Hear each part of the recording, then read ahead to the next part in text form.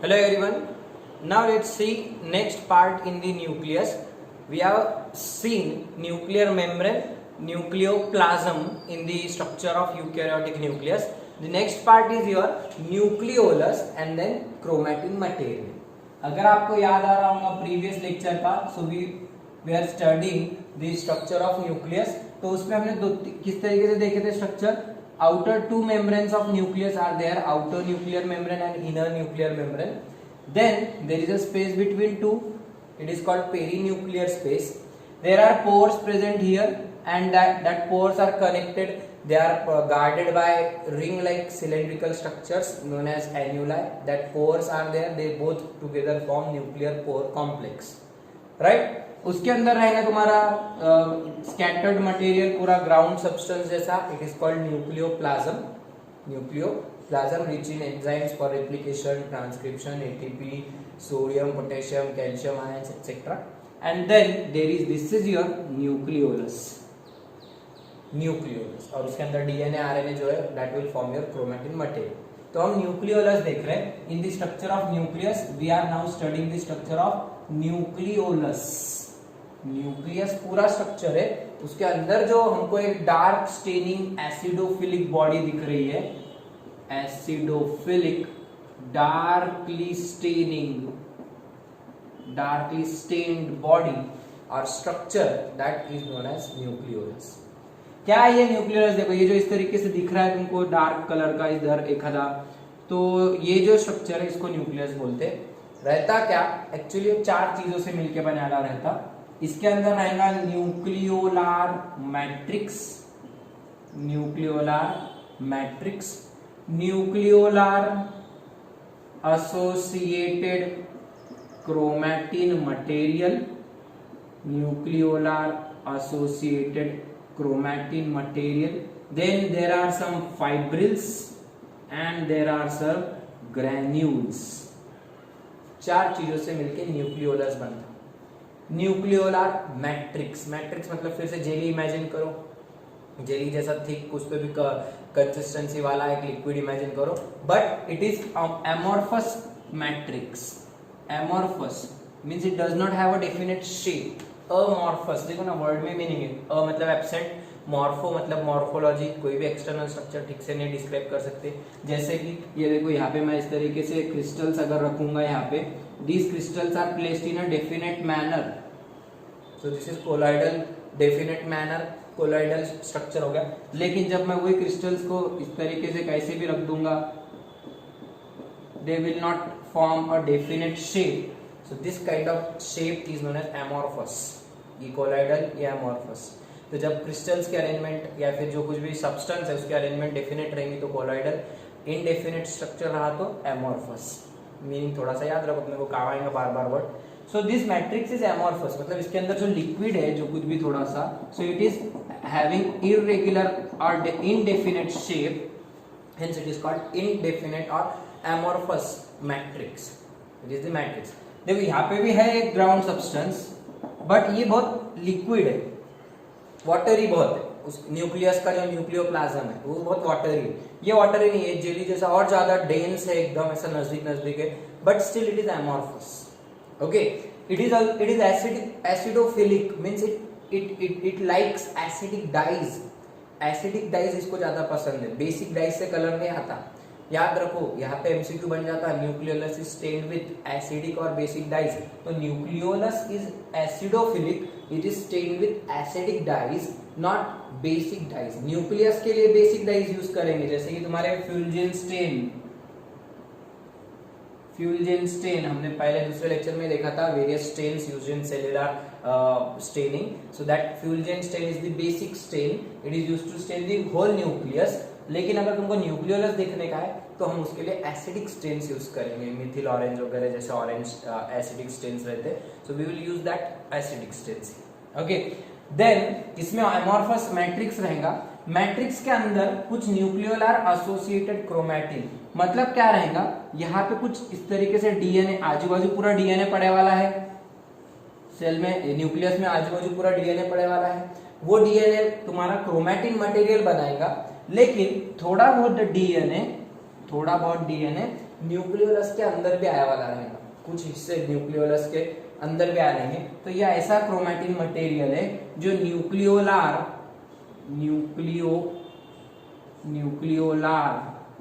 Not nuclear, nucleolus से associated हो गए। थोड़ा बहुत डीएनए न्यूक्लियोलस के अंदर आने वाला है, जिसकी वजह से उसको क्या बोल देगा, न्यूक्लियोलार एसोसिएटेड डीएनए और न्यूक्लियोलार एसोसिएटेड क्रोमैटिन। ओके, इसके ऊपर कुछ ऐसे जीन्स रहेंगे जो न्यूक्लियोलस को काम करने में मदद करेंगे। ये जो डीएनए रहेगा यहाँ पे आया वाला न्यूक्लियोलस के अंदर जो डीएनए आया वाला है, that DNA will be having some genes that are responsible for the working of nucleolus. अब वर्किंग क्या है, तो न्यूक्लियोलस के फंक्शन यहीं पे याद रख लो। न्यूक्लियोलस के दो फंक्शन है, formation of rRNA and formation of ribosomes, assembly of ribosomes, बहुत important. Ribosomes are the site of protein synthesis, but site of ribosome synthesis is nucleolus. Site of ribosome synthesis, ribosome कहाँ बनते, तो ribosomes यहाँ पे तैयार होंगे, वो ribosomes यहाँ से बाहर निकलेंगे, इधर से बाहर निकलेंगे, और फिर यहाँ पे जो तुम्हारा ER रखे वाला है, वो ER के ऊपर जाके राइबोसोम्स अटैच हो जाएंगे। समझ में आ रहा है? Ribosomes are synthesised in nucleolus, then they move outside the nucleus and they get attached to the rough endoplasmic reticulum. So that ribosomes are formed in a nucleolus. That ribosomes consist of ribose means RNA and proteins. So that RNA is various types of RNAs are present, 18S RNA, 23S RNA, आपको याद आ रहा होगा rRNA के अपन ने ribosomes के सब units देखे थे। So larger सब यूनिट, स्मॉलर सब यूनिट जब दोनों असेंबल होते, so that two smaller and larger sub units they are formed here in nucleolus.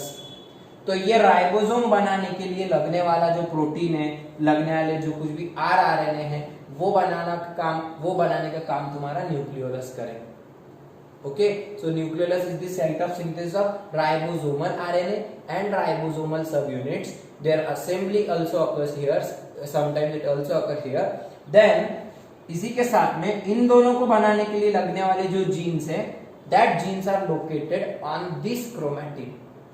ये जो दोनों चीजें बनाने की, आरआरएनए बनाने के लिए कौन से जीन्स है अपने डीएनए में, राइबोसोम बनाने वाले जीन्स, सब चीजों के लिए अपनी बॉडी में जीन्स रहते हैं, हर कैरेक्टर के लिए जीन्स रहते हैं। तो ये दोनों चीजों को तैयार करने के लिए जो जीन्स लगने वाले, that genes are located on the chromatin material which is associated with nucleolus. The genes for production of rRNA and ribosomes, that genes are present on the chromatin, on the DNA which is associated with nucleolus. Okay, तो ये jeans इसके ऊपर present है। ठीक है, DNA चाहिए, कुछ और नहीं है, लेकिन ऐसा डीएनए जो न्यूक्लियोलस से जुड़ा हुआ है। Okay, then there are some fibrils and there are some granules. There are some fibrils and there are some granules. Fibrils will help in formation of rRNA. Fibrils will help in formation of RNA, fibril से fiber जैसे रहेंगे। Okay, and granules will help in formation of ribosomes, ribosomal sub units. Granules will help in formation of ribosomal sub units. नाम से समझ रहे, granule दाने, छोटे छोटे दाने रहेंगे, तो ये दाने जैसे रहेंगे। देखो ये भी ग्रैन्युलर स्ट्रक्चर, एकदम darkly staining, densely staining granular structures are ribosomes. तो फाइब्रिल से आरआरएनए बनेगा, ग्रैन्यूल से दोनों सब यूनिट्स बनेंगे, ये मटेरियल यूज होगा और फिर तुम्हारे ये दोनों चीजें यहाँ पे तैयार होंगी। ओके, ये ऐसे पूरे मैट्रिक्स में पढ़ाले रहते हैं, इधर फाइब्रिल्स इधर ही पढ़ाले हैं, ग्रैन्यूल्स भी यहीं पे पढ़ाले हैं, मैट्रिक्स में सब पढ़ाला रहता है। मतलब मैट्रिक्स में तुम्हारे को क्रोमैटिन मटेरियल भी मिलेगा, फाइब्रिल्स भी मिलेंगे और तुम्हारे को उसके अंदर ग्रैन्यूल्स भी मिलेंगे, और ये सब मिलकर अल्टीमेटली क्या बनाएंगे, आरआरएनए और राइबोसोम्स तैयार होंगे। Okay, so this is what about your nucleolus. This nucleolus was discovered by Fontana. It was discovered by, डेनड्राइज गया बताना सबसे पहले, discovered by Fontana, Fontana, and this was named by Bowman. Named, ये discovery करने वाला बंदा, ये उसका नाम रखने वाला बंदा। So the two scientists associated with discovery and naming of nucleolus, discovered by Fontana and named by Bowman. Bowman, not Robert Brown. Robert Brown discovered nucleus, but he named nucleolus in the nucleus. Okay, so this is the structure of nucleolus. उसके अंदर भी 4 चीजें। There can be either 1 nucleolus per cell और 2 nucleoli, एक से ज्यादा भी हो सकते, 3 nucleoli, 4 nucleoli, multiple nucleoli can be present. जरूरी नहीं एक सेल में एक कुछ न्यूक्लियोलस रहेगा, nucleoli can be multiple, there can be more than 1 nucleoli present in each cell. For example, most of the diploid cells, अपने जितने भी diploid cells है सब में 2 nucleoli रहते हैं। liver cells, lymphocytes types of WBCs, तो इनमें जनरली 2 न्यूक्लियोलाई दिखाई देते हैं, जनरली 2 रहते हैं। जबकि कुछ इनएक्टिव सेल्स जो ज्यादा मेटाबॉलिकली प्रोटीन सिंथेसिस में एक्टिव नहीं रहते, तो ऐसे सेल्स में 1 या फिर कभी कभी नहीं भी रहते, 0 भी रह सकते। अ सेल में बी विदाउट न्यूक्लियोलस, समझ रहा है? नंबर ऑफ न्यूक्लियोलस कितने रहते हैं? It may B 0, it may be 1 और it may be 2, 4 depending upon the metabolic activity of that cell. Okay, so जो सेल ज्यादा प्रोटीन सिंथेसिस में एक्टिव है, ज्यादा वर्क करती है, जैसे कि लीवर सेल्स हो गए, तो वो सेल्स में 2 या ज्यादा भी न्यूक्लियोलस रह सकते हैं। जो सेल्स थोड़े से इनएक्टिव है, इनर्ट टाइप के, ज्यादा काम नहीं करते प्रोटीन सिंथेसिस वाला काम, तो उन सेल्स में न्यूक्लियोलस नहीं भी रह सकते। ओके, जैसे कि कुछ अपने बॉडी में मसल सेल्स फॉर एग्जांपल, वहां पे जनरली क्या रहता है, माइटोकॉन्ड्रिया बहुत रहते हैं, लेकिन न्यूक्लियोलस वगैरह उनमें कम रहेंगे, थोड़े से, कई बार नहीं भी रहते। Okay, so nucleolus may be 1, 2 और मोर देन दैट, और it may be absent in a cell. Okay, so होगा न्यूक्लियोलस के बारे में, उसके नाम वगैरह समझ में, उसके फंक्शन समझ में आ गए हैं। तो this is about nucleolus. Now next fourth part of nucleus is your chromatin material. Chromatin material, फिर से एक बार रिवाइज कर लो। There are 4 parts in the nucleus: nuclear membrane, nucleoplasm, just now we have seen nucleolus and the chromatin material. This material is known as chromatin material. What is chromatin material? तो जैसे कि मैंने अभी आपको बोला, nucleus की अपन staining जो करते हैं, फ्यूल्जेन stand,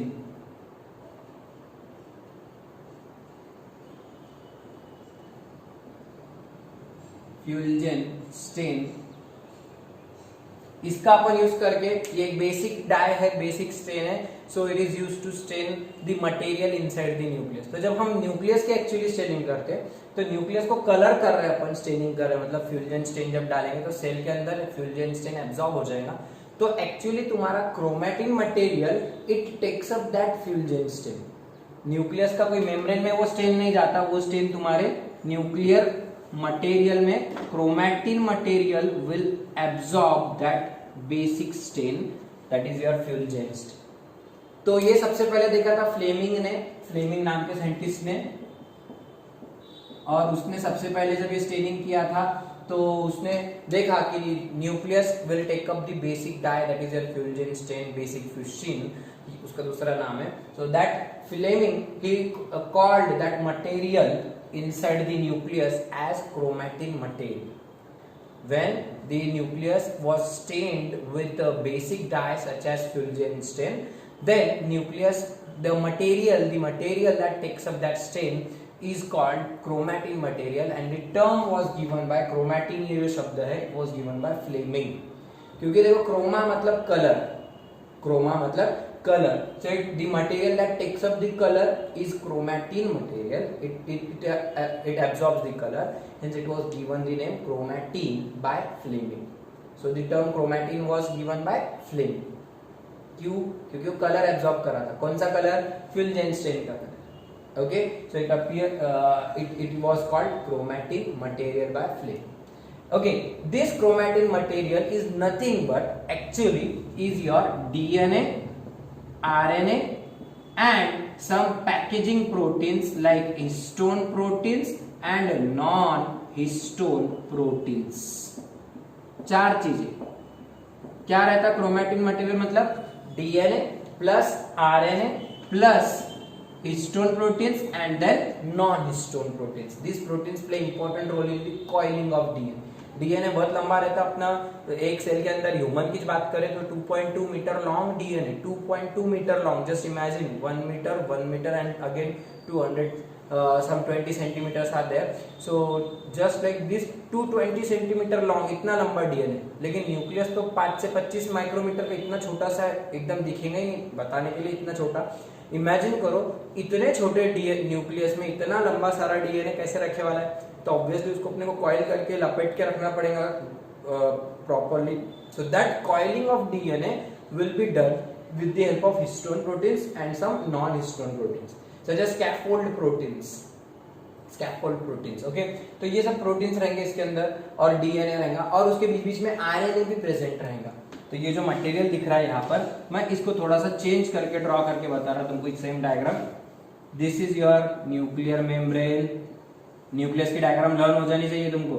outer nuclear membrane, inner nuclear membrane, long answer है डीएनए का स्ट्रक्चर, तो तुमको ये सब डिस्क्राइब करना पड़ेगा। दोनों के बीच की स्पेस पेरी न्यूक्लियर स्पेस, तुमको शॉर्टकट मारने का नहीं है, तुमने डिटेल में लिखने का, okay. Then there are pores known as nuclear pores and the annuli, they together form pore complex material, this ground substance nucleoplasm. Then there is a central dark staining acidophilic body. Just now we have studied this one and it is called your nucleolus अभी देखे। और फिर इसके अंदर तुमको material दिखाई देगा इस तरह इसके आजू बाजू। So some material is your like this, it is darkly staining, and some material is like this, it is dense light staining, not darkly staining, it is very light in stain, it will not absorb more color, it will be very light, जबकि यहाँ का जो रहेगा ज्यादा dark रहेगा। दो प्रकार के स्टेन्स दिखाई देंगे अपने, ठीक है। तो जो दो प्रकार के स्टेन्स दिख रहे हैं, तो जो डार्क स्टेनिंग है वो भी क्रोमैटिन मटेरियल है, लाइट स्टेनिंग है वो भी क्रोमैटिन मटेरियल है। सो कौन से क्रोमैटिन मटेरियल दिख रहे हैं तुमको? एक रहेगा डार्क वाला heterochromatin, there are two types of chromatin material, heterochromatin and the second type is your euchromatin. Eu जैसे यूकैरियोट वैसा यूक्रोमैटिन। क्रोमैटिन मटेरियल ये दोनों के दोनों ब्लू कलर के, बट एक डार्क स्टेनिंग है और एक लाइट स्टेन। तो जो डार्क क्रोमैटिन मटेरियल है which picks up more colour, it is known as heterochromatin. जो एकदम लाइट स्टेनिंग है इट इज कॉल्ड यूक्रोमैटिन, ठीक है। Darkly staining chromatin is heterochromatin. Distinguish कैसा याद रखो, ये एमसीक्यू में मिलेगा तुमको। डिस्टिंग्विश के ऊपर क्वेश्चंस, इसके पॉइंट्स इसमें डाल देते, इसके पॉइंट्स इसमें डाल देते और पूरे क्वेश्चंस गलत हो जाते तुम्हारे, तो अच्छे से समझ के लो। Heterochromatin is darkly staining and euchromatin is lightly staining. It is condensed chromatin material and it is diffused chromatin material. What do you mean by condensed? Condense होना मतलब नजदीक नजदीक रहना, चिपके वाला रहना, और डिफ्यूज होना मतलब दूर दूर रहना, फैले वाला रहना, ओके। तो यहाँ पे जो डीएनए रहता, जैसे हेटेरोक्रोमैटिन की बात कर रहा मैं, ये वाला, so this DNA is highly condensed, बहुत नजदीक नजदीक रहता वो डीएनए, तो डार्क कलर का हो जाएगा, वो ज्यादा कलर फिर दिखाई देगा, it will appear dark in colour. जबकि इधर का डीएनए यूक्रोमैटिन का, it will be loose, it will be diffused and that will take less colour और एकदम हल्का हल्का कलर का दिखाई देगा, hence it is light staining and diffused डी। बेसिकली और metabolically it is inert, but metabolically it is active. Metabolically it is inert, it is active DNA because it consists of repetitive DNA, and here there is no repetitive DNA यहाँ पे नहीं रहता, and it consists of more RNA, it consists of more DNA। इसमें ज्यादा DNA है euchromatin में और RNA कम है, लेस आरएनए। लेकिन यहाँ पे क्या है, आरएनए ज्यादा है और डीएनए कम है। लिख लो यहाँ पे more RNA but less DNA, more RNA less DNA, यहाँ पे more DNA less RNA, more DNA less RNA. तो होता क्या इसकी वजह से, यहाँ पे डीएनए ज्यादा है तो ये ज्यादा एक्टिव हो जाता है, ये रोज के काम में अपने को हेल्प करेगा, और वो डीएनए लूज पड़ा रहेगा तो रोज कुछ ना कुछ फंक्शन करता है, और वो डीएनए रिपीटेटिव भी नहीं है, काम का डीएनए है। वो क्या रहता अपन प्रिंसिपल्स ऑफ इनहेरिटेंस 12th में देखेंगे डिटेल में, लेकिन अभी के लिए ये ऐसा काम का मटेरियल, ये काम का क्रोमैटिन मटेरियल। यू मतलब ट्रू, यू मतलब ट्रू, यू कैरियोट, यू मतलब ट्रू, कैरियन मतलब न्यूक्लियस, तो यू क्रोमैटिन मतलब ट्रू क्रोमैटिन मटेरियल, और ये हेटेरो मतलब ये फॉल्स क्रोमैटिन है, एक प्रकार का ये काम का नहीं, तो इसके लिए मेटाबॉलिकली कैसा है, इनर्ट डीएनए। ठीक है, तो आपको एमसीक्यू में मिलेगा read the following, which of the following statement is true about heterochromatin, is true about euchromatin, is false, ऐसा रहेगा, कंपैरेटिव रहेगा। ठीक है, तो कैसा है तकने का, it is darkly staining heterochromatin, it is lightly staining. Why dark staining? Because it consists of condensed DNA, it consists of diffused DNA, it consists of more RNA and less DNA, it consists of more DNA and less RNA, hence it is metabolically inert or inactive, it is metabolically active. Okay, so this DNA, it is active, it is inactive. तो इस तरीके से दो प्रकार के chromatin material है। Ultimately chromatin material क्या है, डीएनए, आरएनए, हिस्टोन प्रोटीन्स और non histone proteins. It is present in the form of fibers, देखो धागे जैसा दिख रहा है fibers, okay, so fibrous structure is there, so hence it is called chromatin network also, इसको network भी बोलते हैं, fibrous है तो इसके लिए network भी बोलते हैं। okay, so this is about your chromatin material. This chromatin material will condense, it will be normally like this network form, in the network form normally, but at the time of cell division this material will lose water, it will dehydrate, okay, water lose करना मतलब dehydration होना, and it will come closer, it will become thick and it will appear in the form of thread like structures known as chromosomes। इसको और condense करो तो condense करने के बाद फिर अपने को इस तरीके के क्रोमोसोम्स जैसे स्ट्रक्चर दिखाई देंगे। आपने वर्ड सुना होगा chromosomes, so that chromosomes they are nothing but the condensed, highly condensed chromatin material.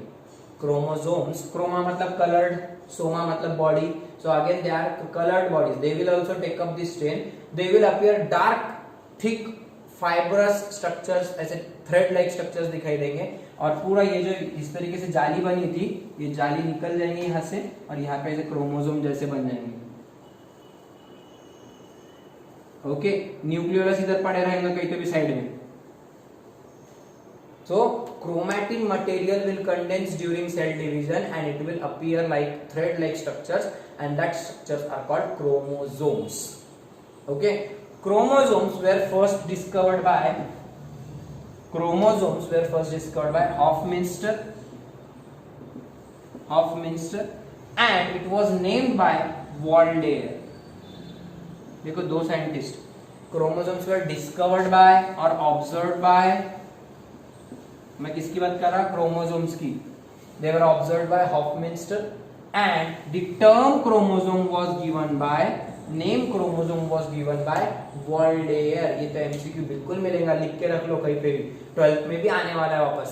The term chromatin material was given by Fleming, the term chromosome was given by Waldeyer, term nucleolus was given by Bowman, discovered by Fontana। यहाँ पे seen chromosomes were first seen by Hofmeister, the term chromosome was given by Waldeyer. Okay, years जाने दोगे 1848 1888 ऐसे कुछ years है तो अपने को ईयर्स में जाने की जरूरत नहीं है, but these are the two scientist that are involved here. The term was given by chromosome was given by Waldeyer, it was first observed by Hofmeister. Okay, अलग अलग शेप के क्रोमोसोम्स रहते हैं। क्रोमोसोम्स में होता क्या, जब क्रोमोसोम कंडेंस होते हैं, स्ट्रक्चर ऑफ क्रोमोसोम अपन देखते थोड़ा सा, तो तुमको उसमें भी टाइप्स और उसका स्ट्रक्चर में आपको ध्यान में आ जाएगा। अप टिल दिस आपको समझ में आ गया होगा आई थिंक, कि what is chromatin material, is the material actually it is nothing but this four which are present in the form of fibrous network. Okay, it is called chromatin material. It may be true और it may be heterochromatin. True रहा तो you chromatin, काम का chromatin, ये inactive बिना काम का। बिना काम का मतलब ऐसा मत समझो कुछ काम का नहीं, क्या काम रहेगा अपन बाद में देखेंगे, उसके फंक्शंस अभी आपको काम के कुछ नहीं है, but it is genetically as well as metabolically inactive chromatin material. Okay, now let's see what are the structure, what is in short we will see a structure of chromosome and types of chromosome, then the point is finished. Just now we have seen what is chromatin material. So it is nothing but your DNA, RNA and some proteins. Okay, तो अब इसको थोड़ा सा आगे जाके chromosomes कैसे तैयार होते हैं एक बार अपन शॉर्ट में देख लेते थोड़ा सा.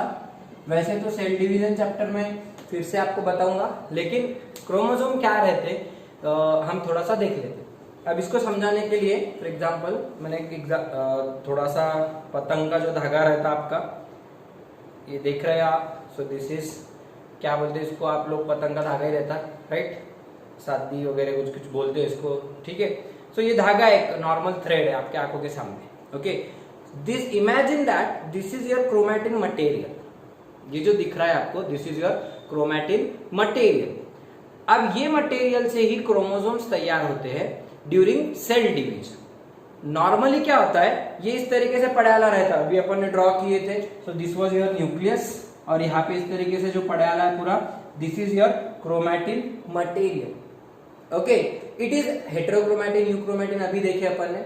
अब इसका जब कंडेंसेशन होगा ड्यूरिंग सेल डिवीजन, कंडेंसेशन होके इसकी कॉइलिंग होती, सुपर कॉइलिंग होती. मतलब क्या, फॉर एग्जाम्पल मैं ये धागा इतना पीस यहां से तोड़ ले रहा हूं आपको समझाने के लिए कि क्रोमोसोम कैसे तैयार होता है. सो जब ये इस तरीके से क्रोमैटिन मटेरियल पड़े वाला है पूरा, right, this is chromatin material. तो इसकी कॉइलिंग, कंडेंसेशन, कॉइलिंग कैसे होंगी, ये जो क्रोमैटिन मटेरियल है it is nothing but DNA, RNA, histone proteins. तो वो हिस्टोन प्रोटीन्स के आसपास और हिस्टोन प्रोटीन्स इस तरीके से कॉइल होते जाते, और फिर इसकी डबल कॉइलिंग करो, रिकॉइलिंग करो, तो ये धागा देखो फिर नजदीक नजदीक आएगा, छोटा छोटा होते जाएगा, लेकिन उसकी थिकनेस बढ़ते जाएंगे. मैं आपको समझाने के लिए इस तरीके का एग्जांपल दे रहा हूं. This is actually like this one only, क्योंकि ऐसा ही रहता. डीएनए इस तरीके से ही कॉइल्ड होता, सुपर कॉइलिंग होती, और फिर उसको इस तरीके से कॉइल करते चलो. क्या बन रहा है बेटा, इस तरीके से कुछ दिख रहा है, कितना लंबा धागा था, लेकिन अब वो छोटा हो गया है, लेकिन उसकी थिकनेस कितनी बढ़ गई है. ओके, सो अल्टीमेटली आपके पास कुछ इस तरीके से एक मोटा सा थिक इस तरीके से थ्रेड लाइक स्ट्रक्चर आपको दिखाई देंगे. आपको कंट्रास्ट समझ में आ रहा है, व्हाइट कलर दिख रहा है कितना thick. This is your chromosome, but this is the chromosome. अब डिपेंड करेगा कितना लंबा धागा था, कितना लंबा डीएनए था, उसको जितना कॉइल करोगे आप उतना थिक, उसमें डिफरेंट शेप का क्रोमोसोम आपको मिलेंगे. सो आपको एक क्रोमोसोम क्या रहता, so chromosome is a made up of two chromatids. ये क्रोमैटिड, ये क्रोमैटिड. क्या है क्रोमैटिड्स, तो ये जो मैंने अभी कॉइलिंग किया, तो इसमें देखो अगर आप देख रहे होंगे, सो यहां से इस तरीके से, तो कट करने के बाद क्या होगा, इसको इस तरीके से जोड़ दो यहाँ पे, तो आपको एक एक्स शेप का स्ट्रक्चर दिख रहा है सभी को. This is chromosome. कि क्रोमैटिन मटेरियल इस तरीके से रीअरेंज हो गया है कॉइल होकर, और हमारे पास दो जो टुकड़े हैं वो इस तरीके से जुड़ जाएंगे यहाँ पर. So this will form a structure like this. So this single structure is known as one arm of chromosome. Is called chromatid, is the arm of chromosome. There are two chromatids, means there are how many arms? Two arms in a chromosome. That two chromatids, this is first chromatid, this is second chromatid, they are joined together at a point. They are joined together at this point, and this point of joining is known as centromere. Centromere is the point where two chromatids join together. जहाँ पे दो chromatids join होंगे, imagine this one like this. Okay, so that point of joining is known as centromere. ठीक है, joining point. It is a kind of constriction. Constriction मतलब देखो अंदर की तरफ दबा हुआ है थोड़ा सा ये भाग अंदर की तरफ थोड़ा सा प्रेस हुआ वाला है, दिख रहा है. मैं जानबूझ के इस तरीके से यहाँ पे प्रेस हुआ वाला है, right. So this is a kind of constricted point, where constricted मतलब वहाँ पे इस तरीके से डीपनिंग रहना अंदर की तरफ, पूरी तरह से स्वेलिंग नहीं है. It is like this, right, इधर से भी दबा हुआ अंदर, इधर से भी, फिर इधर से क्रोमोसोम बन रहा है। Okay, so this is a constricted point where two chromatids, this is one chromatid, this is two second chromatid। आप बोलेंगे सर नहीं ये एक 4 क्रोमेटिड है। अरे 2 ही टुकड़े जोड़ा ना, मैं 2 टुकड़े जोड़ा जिसकी वजह से 4 हिस्से दिख रहे, करेक्ट है, लेकिन एक पीस ये है कंटिन्यूअस, एक ये piece. There are only 2 arms or 2 chromatids. They are joined at a point known as centromere. It is also known, it is a constricted region, hence it is called primary constriction. It is also known as primary constriction. So because it is constricted, वहाँ पे chromatin material कम रहता है, चिपके वाला है बस थोड़ा सा, तो कम मटेरियल रहेगा, बाकी जगह पे ज्यादा क्रोमैटिन मटेरियल रहता है। It is very constricted area known as centromere. Primary constriction in chromosome is known as centromere. कई बार ऐसी और कंस्ट्रिक्शंस रह सकती है, जैसे कि एंड्स के पास में एक क्रोमैटिड के ऊपर ही इस तरीके के कंस्ट्रिक्शंस आपको दिखाई देंगे। Okay, so that constrictions are known as secondary constriction. Primary constriction के अलावा कई जगह पे at some certain areas on chromatids there are some small areas where constrictions are also seen. They are called secondary constrictions. And the chromosome which remains there, chromatin material which remains at the end of that part, this now forms a small area. एक छोटी सी जगह तैयार हो जाती है, जैसे top like छोटा सा हेड लाइक स्ट्रक्चर तैयार हो जा रहा। This is called satellite. This is called satellite.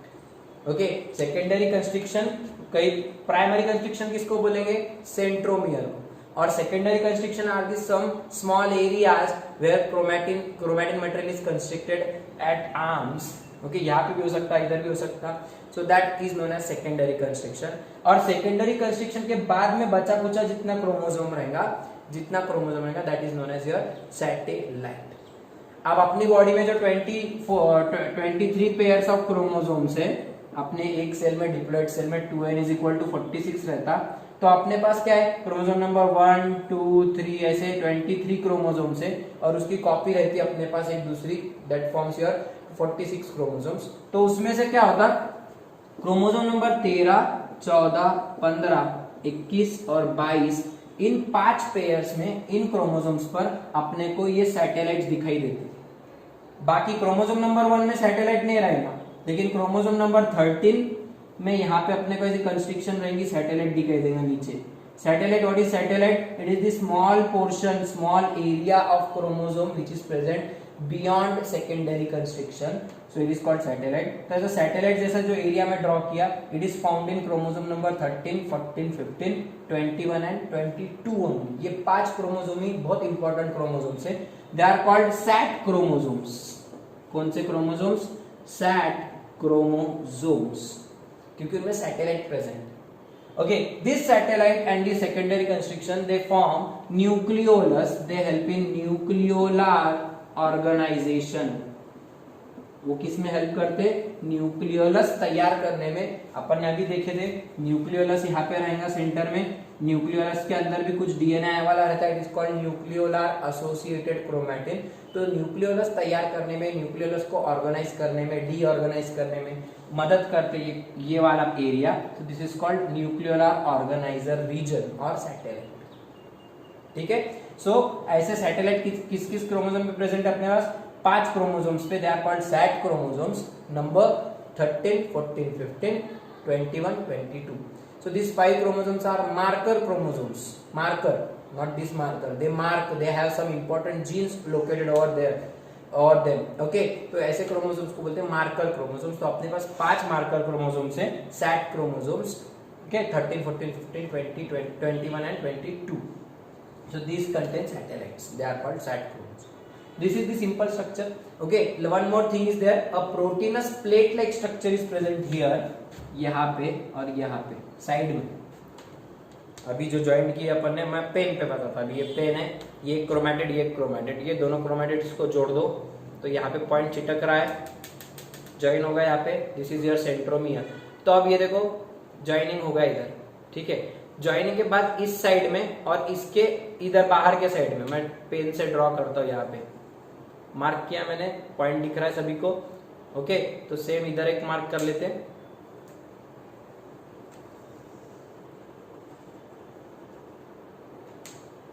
Okay, आपको मार्क किया हुआ दिख रहा है यहाँ पे ब्लैक कलर से, ब्लू कलर से। तो मैं उसको बाहर की तरफ रखता हूँ, मार्किंग को, दिख रही है मार्किंग बाहर, मार्किंग बाहर दिख रही है। ओके, ये ज्वाइन हुआ यहाँ पे बिना मार्क के वाला, ये ज्वाइन हुआ, ये सेंट्रोमियर है, लेकिन उसके अलावा बाहर की तरफ से आपको मार्किंग दिख रही है। This marking is, imagine it like a just like a plate, imagine it just like a plate. एक छोटी सी टिकली वगैरह रहती है फीमेल्स में, तो वो टिकली वगैरह कैसे रहती है, तो वहाँ पे इमेजिन करो, यहाँ पे एक लगा दो, यहाँ पे एक लगा दो टिकली। So that is made up of proteinous plate, and that proteinous plate is known as kinetochore. Proteinous plate is known as kinetochore, ठीक है। So that kinetochore will be a proteinous plate made up of protein. It will help in joining of microtubules, your spindle fibers. It will help in joining of spindle fibers during cell division.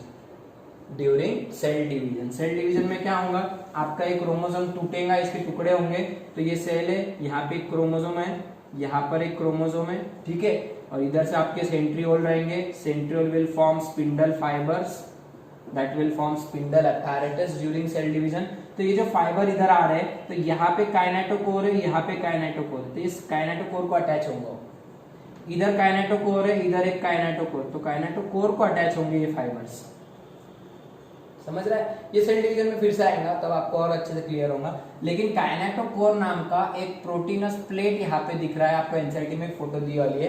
तो kinetochore is the proteins plate present on near centromere that will help in joining of microtubules and spindle fibers during cell division.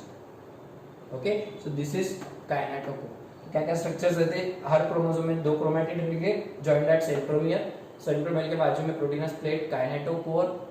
कहीं कहीं पे और constrictions, they are called secondary constriction, centromere is the primary constriction. Secondary constriction के बाद का जो part रहता है, head like part, it is called satellite. Satellite के एंड पे भी कई बार छोटा सा ऐसा एक और छोटा सा ऐसा हेड रहता है, it is called telomere. Tillo मतलब टेल, एंड राइट, दूर का भाग एकदम, तो यहाँ पे एकदम छोटे सा हेड लगे, एकदम जरा सा एकदम हेड छोटा सा रहता है। Okay, it will prevent joining of two ends, इधर का एंड इधर से ज्वाइन नहीं हो सकता, इधर का एंड इधर से ज्वाइन नहीं हो सकता।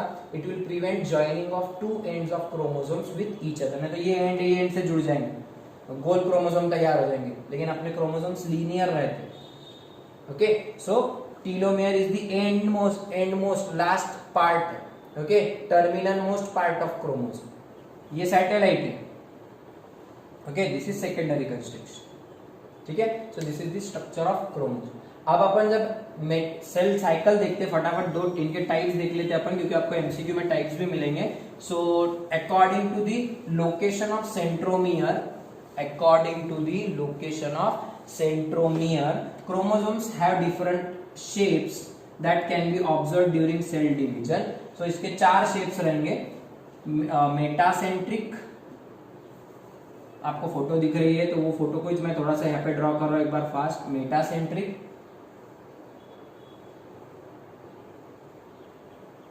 सब मेटासेंट्रिक, सब मेटासेंट्रिक, एक्रोसेंट्रिक, एक्रोसेंट्रिक, और एकदम टीलोसेंट्रिक, टीलोसेंट्रिक। क्या बोल रहा हूं मैं, these are what the types of chromosomes, these are the types of chromosomes according to the location of centromere.